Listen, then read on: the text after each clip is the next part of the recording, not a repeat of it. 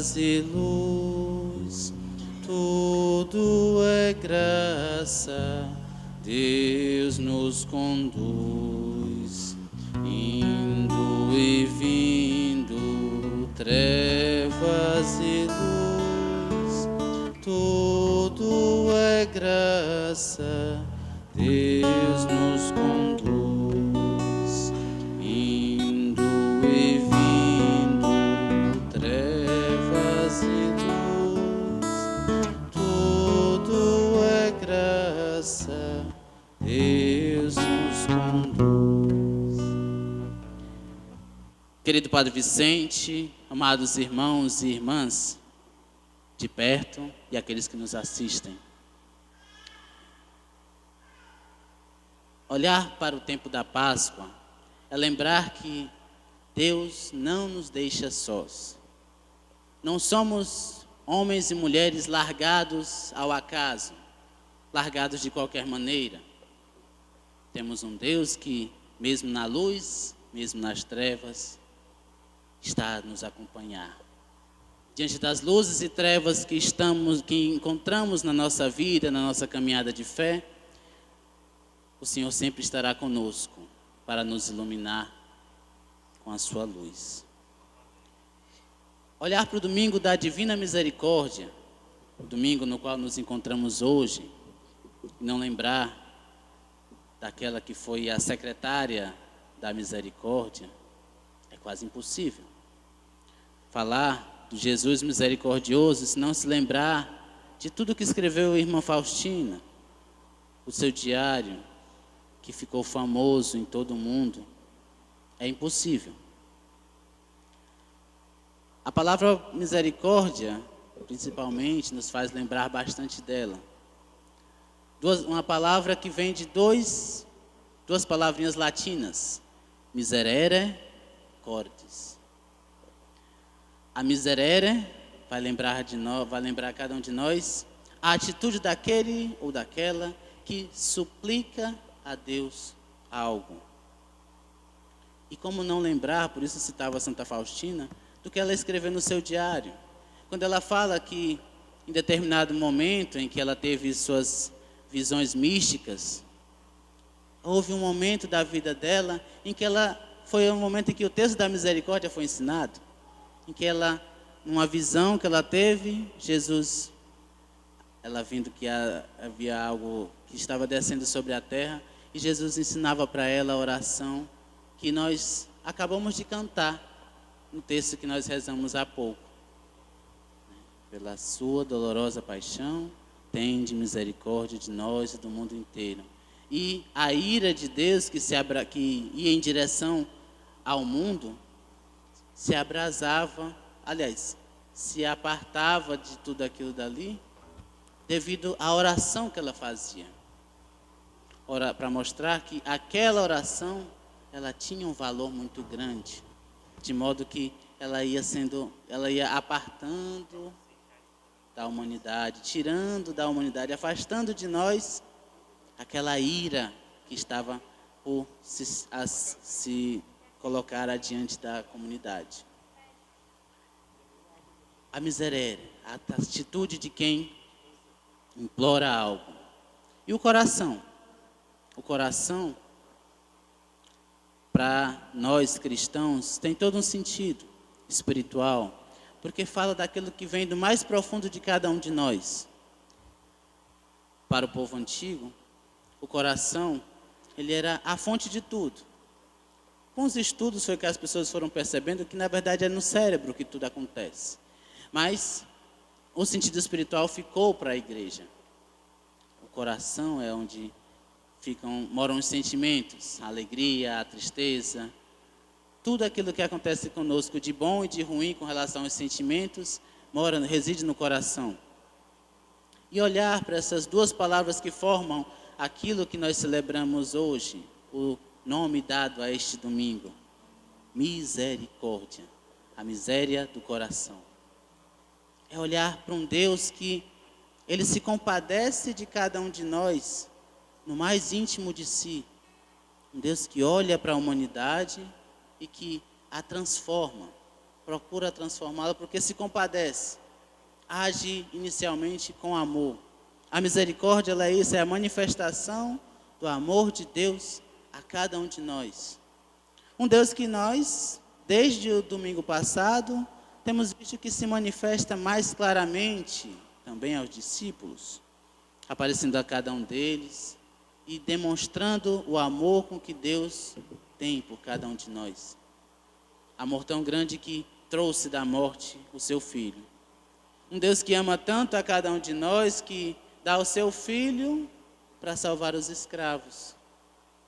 Eu, você, cada um de nós que aqui estamos, todos nós que assistimos essa transmissão, escravos do pecado, e para nos libertar, para pagar a alforria por esse pecado, o amor de Deus é tão grande que Ele dá o seu próprio Filho, entrega o que de mais precioso Ele tem para salvar a cada um de nós, para pagar um preço que nenhum de nós teria coragem. Certa vez escutei um pregador que perguntava para a assembleia: você teria coragem de dar seu filho para morrer no lugar de quem você nem conhece? E as pessoas que estavam na assembleia: não, é lógico que não tem coragem. Um pai, uma mãe de verdade não vai ter coragem de deixar seu filho morrer numa cruz em virtude de pessoas que nem sabe quem são. Mas Deus fez isso com seu próprio filho por amor a cada um de nós. Não somos nós que amamos a Deus, mas é Deus que nos ama por primeiro.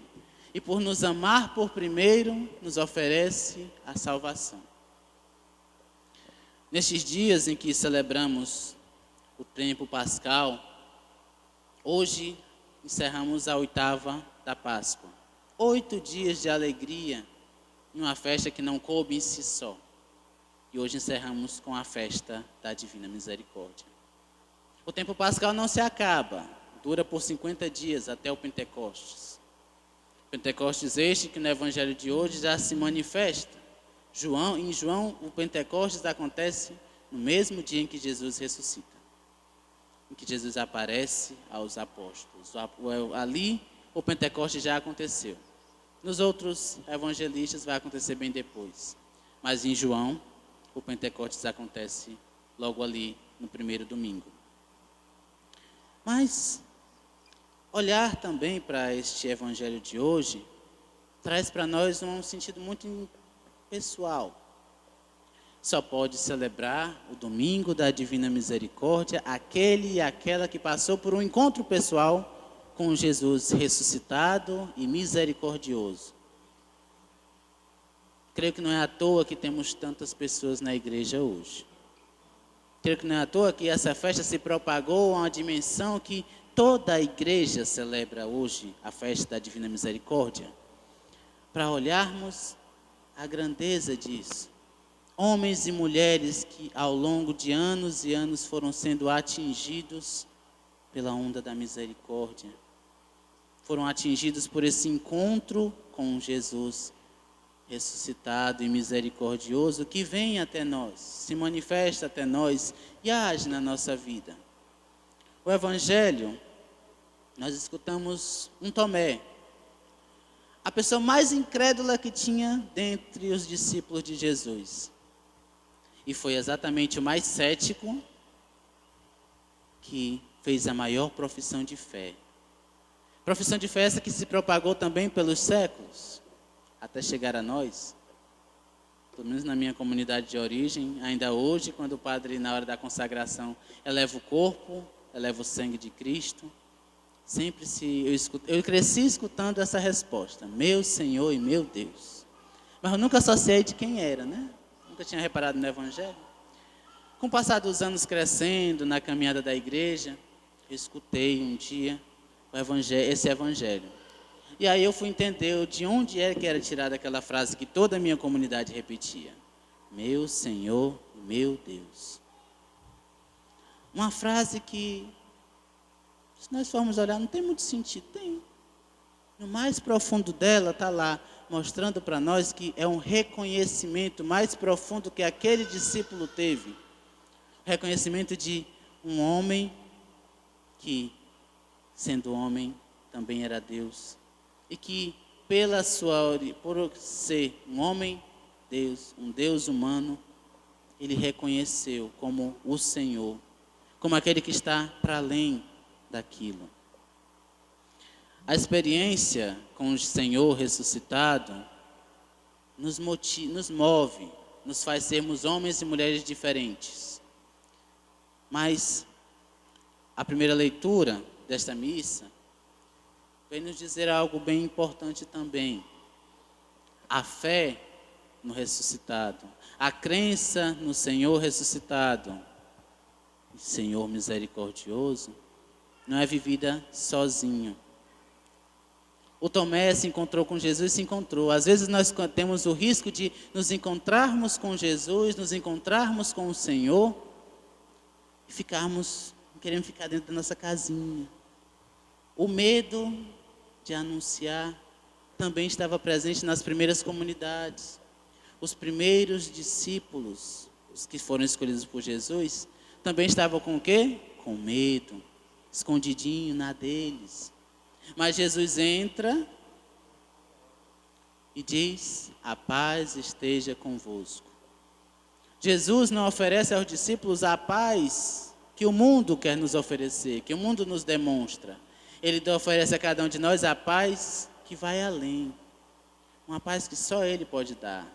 A saudação judaica, na verdade, não é a paz esteja convosco, é o shalom. A paz que vem do Senhor.